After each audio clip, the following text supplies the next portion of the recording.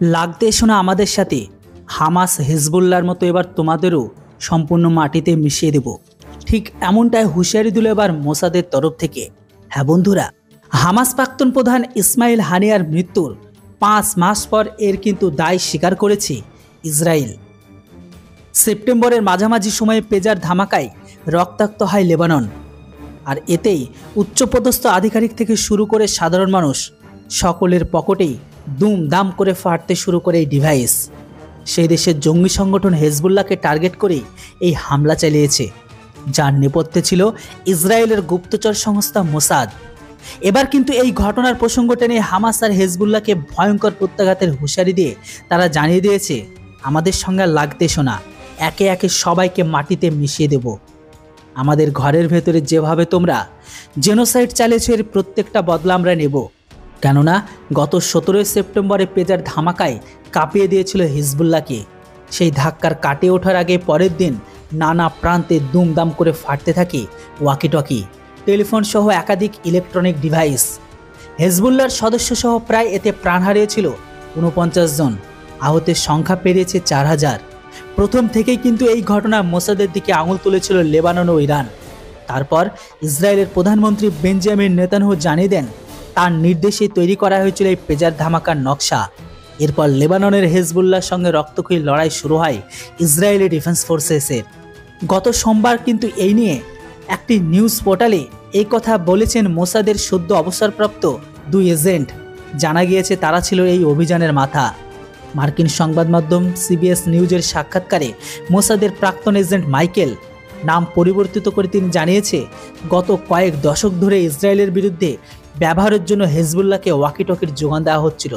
অবশেষে প্রধানমন্ত্রী বেঞ্জামিন নেতানয়াহুর নির্দেশে হামলা করা হয়। ওয়াকিটকি, বুলেট, মিসাইল বা মর্টারের মতো অস্ত্র আমরা চাইছিলাম হেজবুল্লাহ দুর্বল বোধ করুক, কারণ বাস্তবে তো ওরা দুর্বলই। হেজবুল্লাহ 16,000 বিস্ফোরক ডিভাইস কিনেছিল, যা ওরা সেপ্টেম্বর মাসে ইসরায়েলের বিরুদ্ধে ব্যবহার করত। ডিভাইসগুলো ধামাকা ভরে দেওয়ার বিষয়ে মাইকেল জানান, ওয়াকিটকি বিক্রেতাদের কাছে আমরা পরিচয় গোপন করেছিলাম।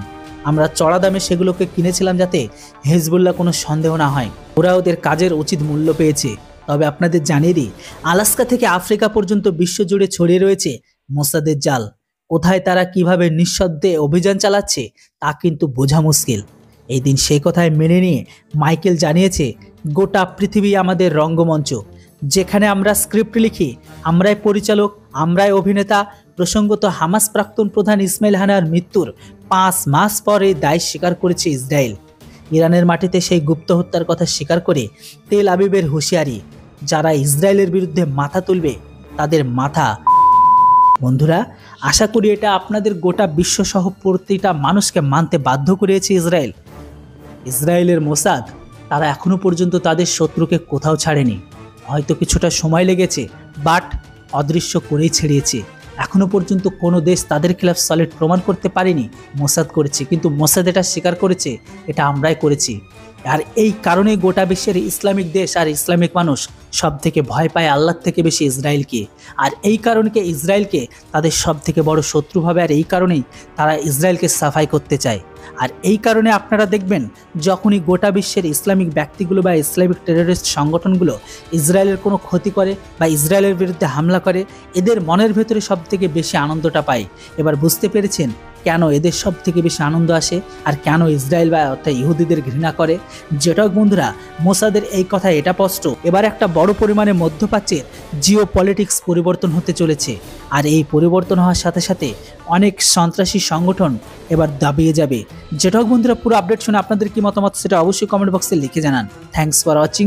জয় হিন্দ, বন্দে মাতরম।